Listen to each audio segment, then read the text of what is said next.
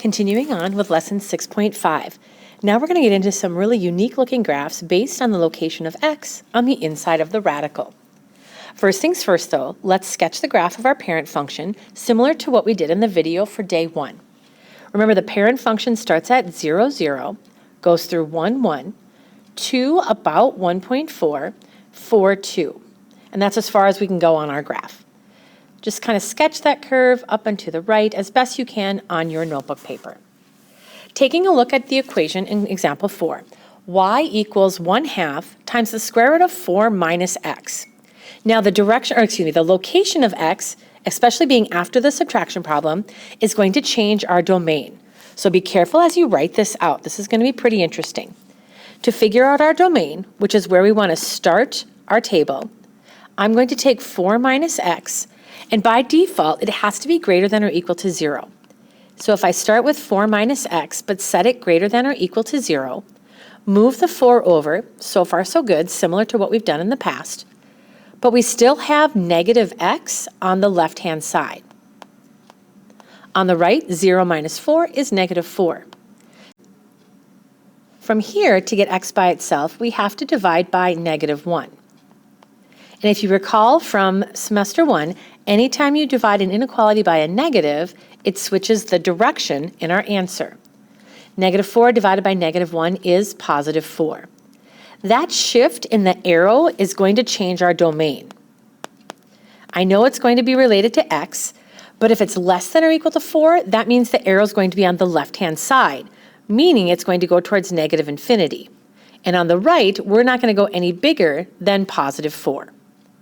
Now remember, that number in the domain is what helps decide where we start in our table. It's important to calculate this every time. I'm going to start with positive 4. If we take 1/2 times the square root of 4 minus 4, that's 1/2 times the square root of 0. Square root of 0 is 0, times 1/2 is 0. So notice 4 is 0. I'm just going to plot that point right now, all the way over here to the right. But I can't plug in 5 because 4 minus 5 would be negative 1. I have to actually go backwards. I'm going to go to 3 and see what happens. 1/2 times the square root of 4 minus 3. Well, 4 minus 3 is 1, so that would be 1/2 times the square root of 1. The square root of 1 is 1. 1 times 1/2. If I go to 3, I'm only going up 1/2, like so. All right, keep going. Plug in 2. 4 minus 2 is 2. The square root of 2, remember we said was 1.4 from yesterday, but half of 1.4 is only 0.7. So if I go 2 to the right, it's even just going to kind of slightly increase from there. I'm going to hop on over to 0 because I know 0 is going to give me a perfect square on the inside. 4 minus 0 is 4. Half of 4 is 2. Sorry, I'm running out of space here. Half of 2, or square root of 4 is 2, I'm sorry. Half of 2 is 1. So at 0, I'm up to 1. If we keep going, I'm going to go all the way over to negative 5. And here's why. If I plug in negative 5 in my graph, into my equation, 4 minus negative 5 is actually 4 plus 5, which is 9. And the square root of 9 is 3. Half of 3 is 1.5, or 1.5. All the way over to negative 5, I'm only up to 1.5. Look at how tiny that square root, or that radical equation is going to be. Also remember, the arrow is going to point to the left, towards negative infinity. My start point is over here. So I'm going to take my curve and actually go backwards, up over here, with an arrow on the left-hand side. And now we have to describe. So I need even a little bit more room to write all this out. If we describe how this is different from the parent function, the starting point moves 4 units to the right, and that was based on our domain.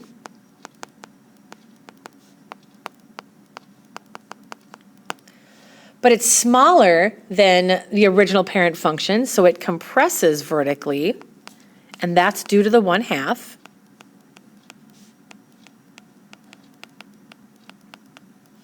And then the other big change is that it opens to the left instead of to the right. So the arrow is on the left-hand side.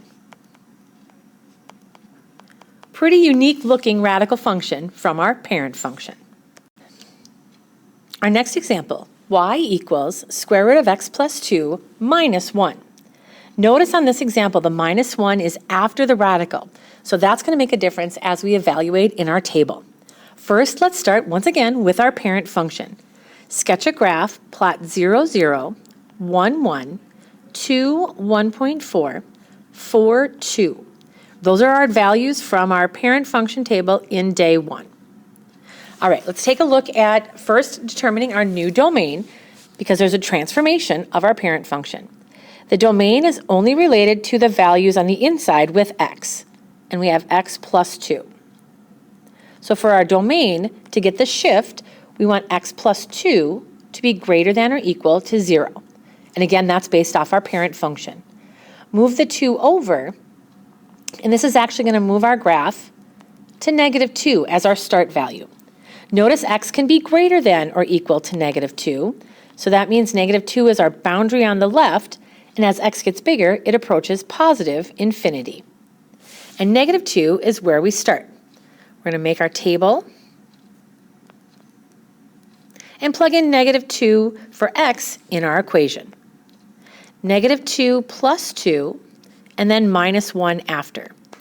Negative 2 plus 2 is 0, so that means the square root of 0 minus 1. The square root of 0 is 0, minus 1 equals negative 1. So I'm going to go negative 2, negative 1. That's where I'm going to start my graph.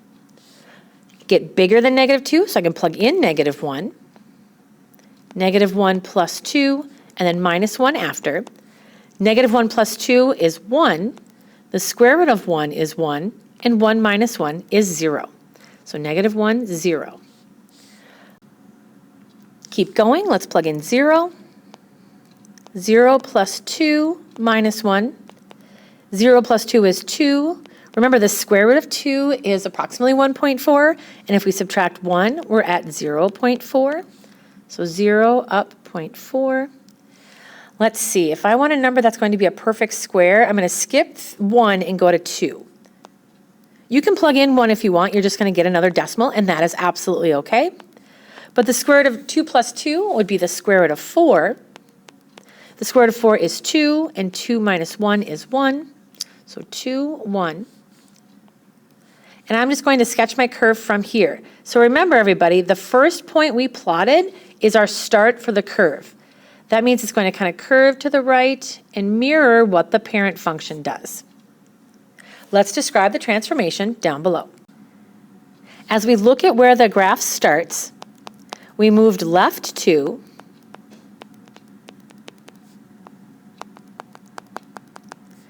and down 1 unit.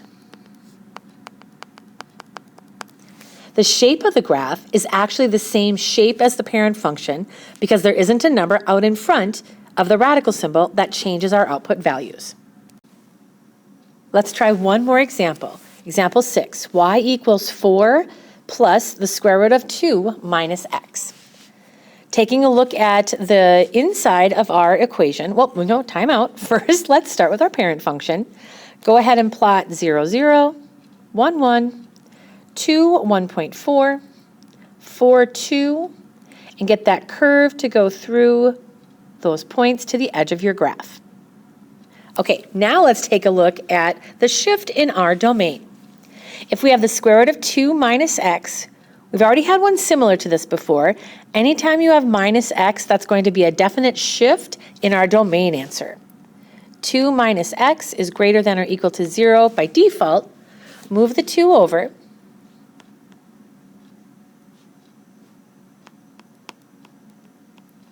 But then when we divide by negative 1, remember that's going to change the direction of our inequality.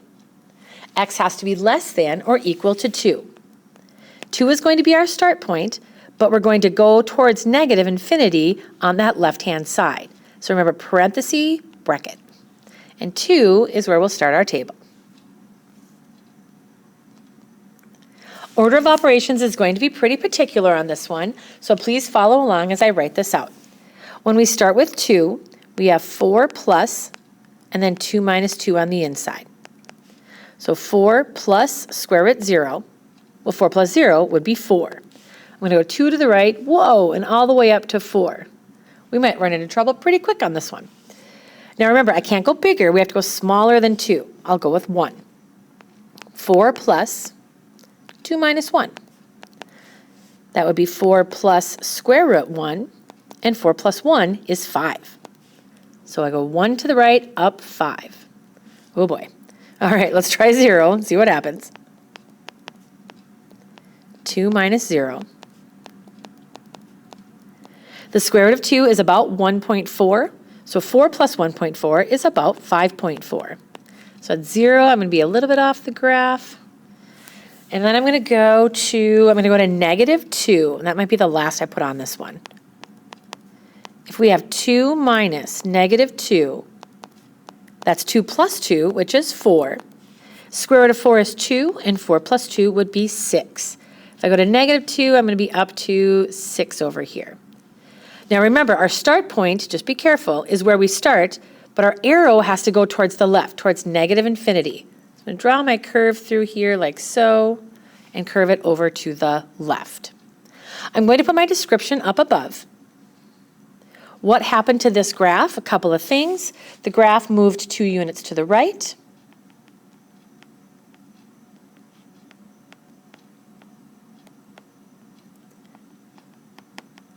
And up 4 units.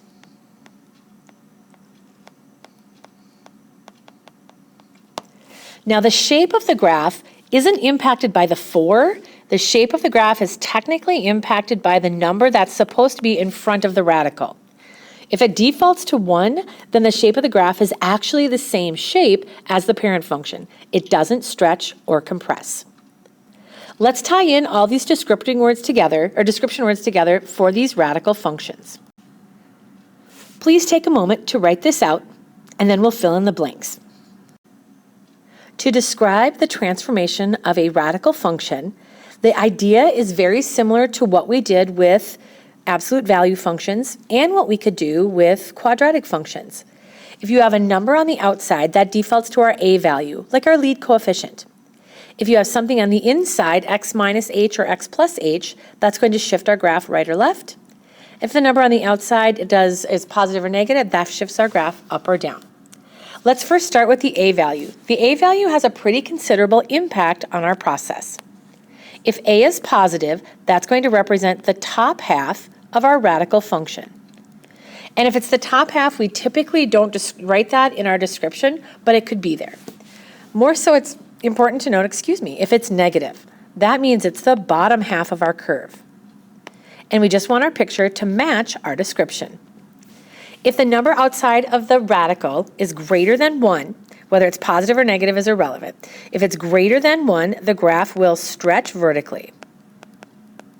If this sounds familiar, that's great. These are the same describing words that we used with our other equations. If it's a fraction between 0 and 1, it compresses.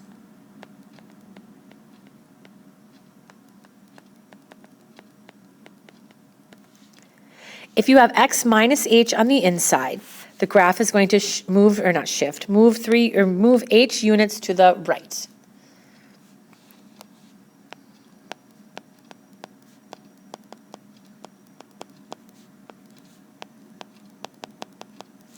If it's x plus h, it's going to move left h units.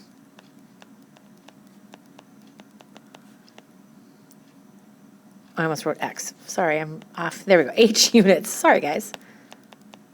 Moves left h units. If it's x minus h, the graph is going to open to the left. Last but not least, if you have something being added after, you're going to move up that many units. And if it's being subtracted, it moves down.